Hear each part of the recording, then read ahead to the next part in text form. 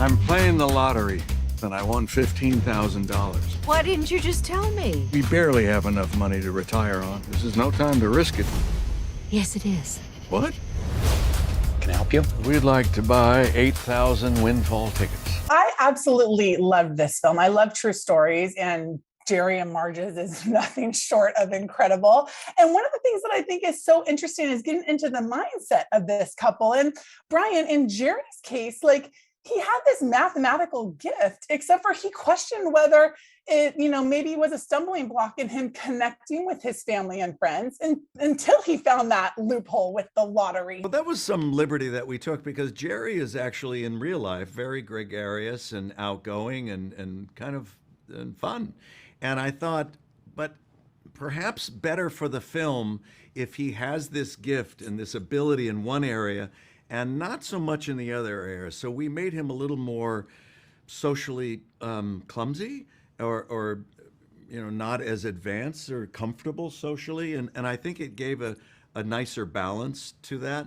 That was liberties that we took. And Annette, Marge, she wants so badly to just bond with her husband. She's waited so long for this, retirement time together, and is understanding that they're maybe not so good at it. So she is like more than thrilled to kind of encourage this betting adventure. Yeah, I love that about Marge. And in real life, Marge really did have a good time. They had a good time together doing it.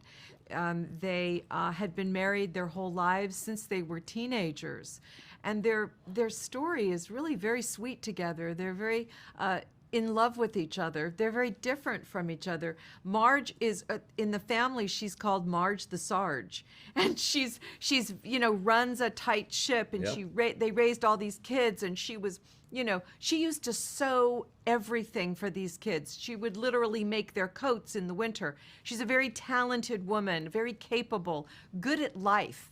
So when this came along, it was a little bit out of character for Marge because they were going on this adventure together. And she just jumped right in, and they had a good time together. They'd get in the car, drive to Massachusetts from Michigan every 3 weeks, buy a gazillion tickets, that was benefiting their kids, their grandkids, their friends. They were there buying tickets that other people had given them money to do, so they were bundling. And then they would be in this hotel room for a week or longer, literally going through the tickets, checking the numbers. And she really enjoyed all of that. They had a good time. She really made that clear to me. Even though she wasn't, when we visited, Jerry was a little bit dazzled by, they're making a movie about us. But Marge was perfectly polite and kind, but she wasn't overly impressed. It didn't make a big difference to her. In fact, when we were shooting in Atlanta and we invited them to come down to Atlanta to watch the shooting, and it was like, well, I think we're okay here, and we'll see the movie when it comes out. It's like, okay, they weren't taken up by the Hollywood of it all. It's just.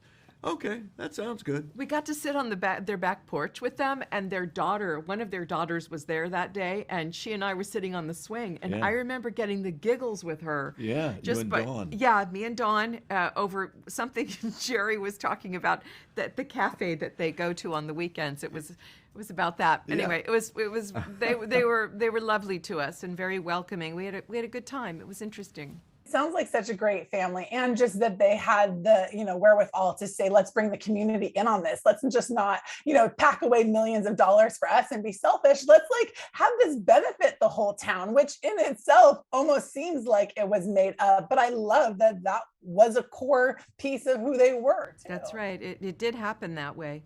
That's right. Yeah. It's amazing. In all of our cases, we take risks, especially with Jerry and Marge. This was something for them that led to great benefits.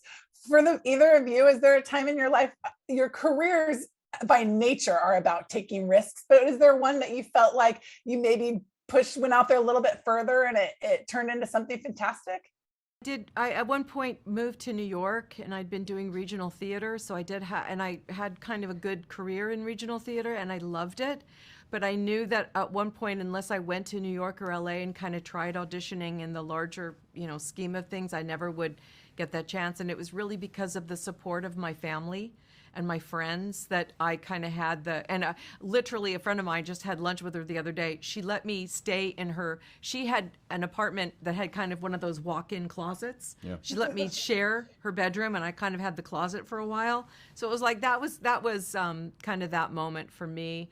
And I think we all kind of need to do that. I do encourage young actors that if people ask me, what do you think? What's your advice? And I do say, take a few risks. Go ahead, plunge in.